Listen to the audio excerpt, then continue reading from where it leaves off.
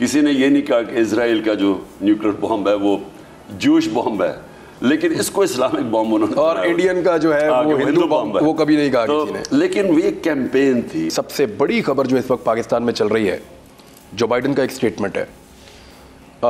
अमरीकी सदर का स्टेटमेंट पाकिस्तान के बारे में, इसको फेंका नहीं जा सकता, और उनका कोई भी स्टेटमेंट बिला वजह होता नहीं है।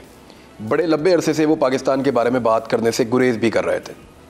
जो बाइडन वही सदर है जिसने बड़े लंबे अरसे तक आपके साथ बात भी नहीं की टेलीफोन पे, और इनखला में पाकिस्तान की शदीद ज़रूरत होने के बावजूद जो बाइडन ने अपने आप को काट कर रखा पाकिस्तान से, और इसके बारे में ना प्राइम मिनिस्टर से बात की ना किसी और से की। तो अब वो कह रहे हैं दुनिया के जो खतरनाक तरीन ममालिक हैं, पहला हिस्सा ले लेते हैं सिर्फ, उनमें पाकिस्तान है, या पाकिस्तान दुनिया का खतरनाक तरीन मुल्क है।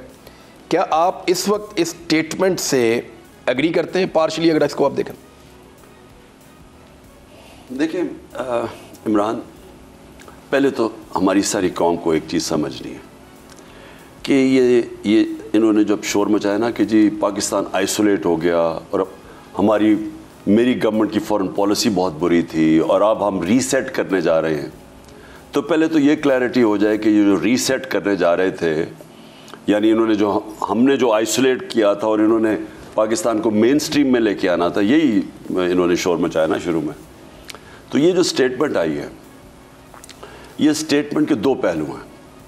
एक के इन्होंने जितनी भी कोशिश की उनको खुश करने की अमरीकनों को, उन्होंने पाकिस्तान को उधर ही रखा जो उनकी फॉरेन पॉलिसी के मुताबिक पाकिस्तान को वो चाहते हैं, क्योंकि उनकी फॉरेन पॉलिसी में इस वक्त हिंदुस्तान उनका स्ट्रेटेजिक एलाय है।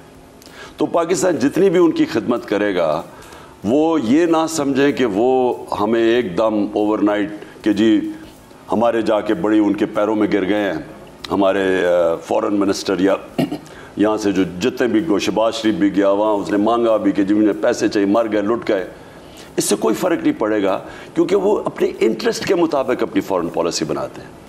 मेरा पॉइंट ये है कि हमें अपने इंटरेस्ट के मुताबिक बनानी चाहिए पॉलिसी। मैं इनसे मुख्तलिफ हूँ, और अगर हमें कई दफ़ा उनके सामने खड़ा होना पड़े अपने इंटरेस्ट के लिए, हमें होना चाहिए, क्योंकि मुझे लोग इलेक्ट करते हैं पाकिस्तान के लोगों के मफादात की तहफ़्फ़ुज़ करने के लिए। मुझे अमरीकी की इंटरेस्ट के लिए नहीं लोगों ने मुझे चुना हुआ। हमारे जो हुक्मरान हैं बदकिस्मती से वो ये समझते हैं कि अगर आप उनसे बड़े अच्छे बनेंगे, उनके सामने गिर जाएंगे, उनकी जंग में शामिल हो जाएंगे, अपने लोगों को कुर्बान कर देंगे उनकी जंग में, तो शायद आपसे वो अच्छे हो जाएं। ऐसे नहीं है।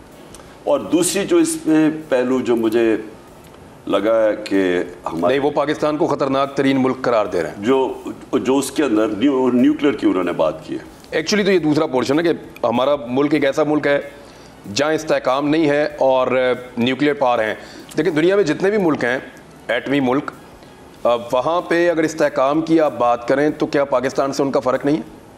नहीं, सबसे इम्पोर्टेंट चीज़ ये है कि देखें, ये असल में ये एक पूरी देर से एक कैंपेन चल रही है पाकिस्तान के न्यूक्लियर प्रोग्राम के ख़िलाफ़। मैं तो जब इंग्लैंड में क्रिकेट खेलता था, मुझे तब का याद है कि इस्लामिक बॉम्ब कहा जाता था पाकिस्तान के न्यूक्लियर प्रोग्राम को।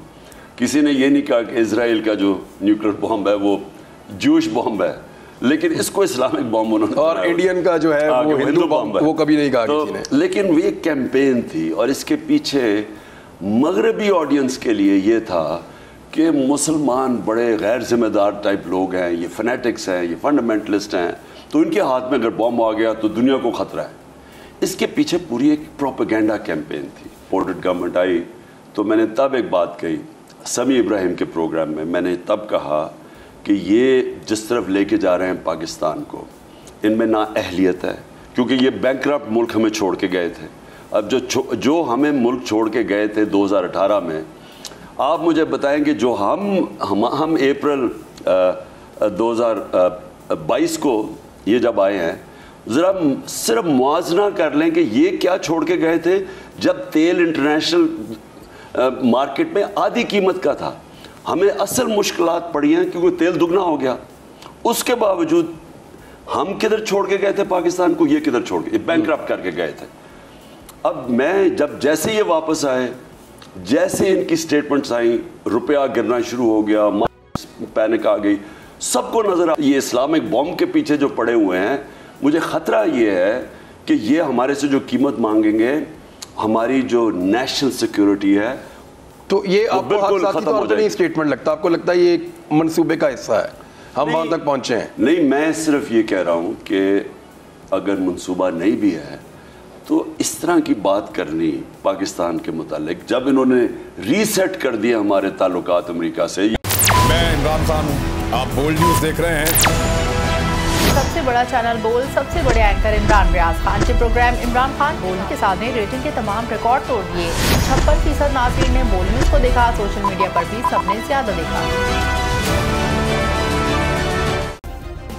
सब्सक्राइब करें और बेल दबाएं ताकि कोई खबर रह न जाए।